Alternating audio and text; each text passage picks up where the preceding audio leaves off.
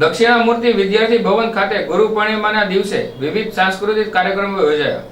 ભાવનગર શહેરના દક્ષિણામૂર્તિ વિદ્યાર્થી ભવન ખાતે ભાવનગરના કલાગુરુએ ભાવનગરમાં રહીને કલાની ઉત્તમ સાધના છે, સાથે સાથે તેમણે ભારતીય ગુરુ શિષ્ય પરંપરાને ઉજાગર કરી છે। આવા ગુરુ પૂજનની સાથે સાથે ભાવનગરના કલાગુરુના માર્ગદર્શનની તૈયાર થયેલી વિવિધ સંસ્થાની ઉત્તમ કૃતિઓ એક સાથે કાર્યક્રમમાં પ્રસ્તુત કરી હતી, જેમાં ગુરુ પૂર્ણિમાના પાવન પ્રસંગે કલાના દેવ નટરાજનું પૂજન, ભાવેણાના ઋષિ તુલ્ય કલાગુરુઓનું પૂજન તથા ભાવનગરની સુવિખ્યાત કલા સંસ્થાઓની ગીત, સંગીત, નૃત્ય, નાટ્ય તથા યોગ કૃતિઓ ગુરુપૂર્ણિમા ઉત્સવ 2024 સાંસ્કૃતિક કાર્યક્રમનું આયોજન કરવામાં આવ્યું હતું, જેમાં મોટી સંખ્યામાં ભાઈઓ તથા બહેનો ઉપસ્થિત રહ્યા હતા અને કાર્યક્રમ માણ્યો હતો।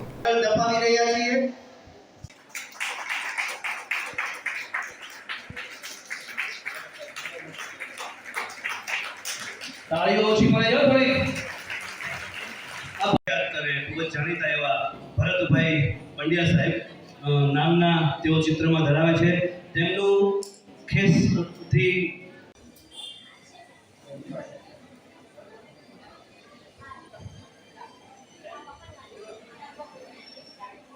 આપણે તાળીઓ પાડીએ જરા।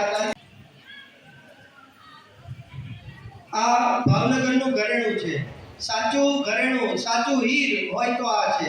હીરો છે ને ખાણમાં હોય ને ત્યારે પૂજન માટે હું વિનંતી કરીશ અહીંના બહેનોને કે તેઓ કલાગુરુના પૂજન માટે જરા જોડાય।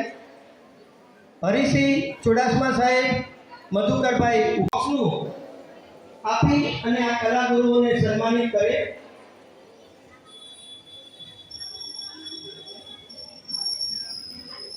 અને એને સંસ્કારિત કરે છે। એવા કલાગુરુઓનો ફરી એક વખત આભાર અને વંદન સાથે આપ સર્વ પોતપોતાનું સ્થાન ગ્રહણ કરશો। સ્વાગત કરે દર્શનાબેન, વીણાબેન, હિરલબેન, મૈત્રીબેન, મોનાબેન, નૈના, પરેશભાઈ સામે તો પેલી બાજુ આવી જાય, એક બે આવી ગયો, બાજુ બે બાજુ બધા જાણી જાય, બસ ઓકે, બસ આ રીતે પરેશભાઈ ઓલી બાજુના કોર્નર પર આપણા સંસ્કાર ભારતીના અધ્યક્ષ શ્રી ભરતભાઈ પંડ્યા ઉપસ્થિત છે અહીંયા, ત્યારે તેમના ગુરુ પૂજન માટે હું વિનંતી કરીશ અહીંના બહેનોને। માણસને આનંદ, સૌંદર્ય અને સુખ આપવાનું કોઈ કાર્ય હોય તો એ કલા દ્વારા શક્ય છે। કલા વગરનો માણસ પશુ। આપ સર્વ આપ પોતપોતાનું સ્થાન ગ્રહણ કરશો।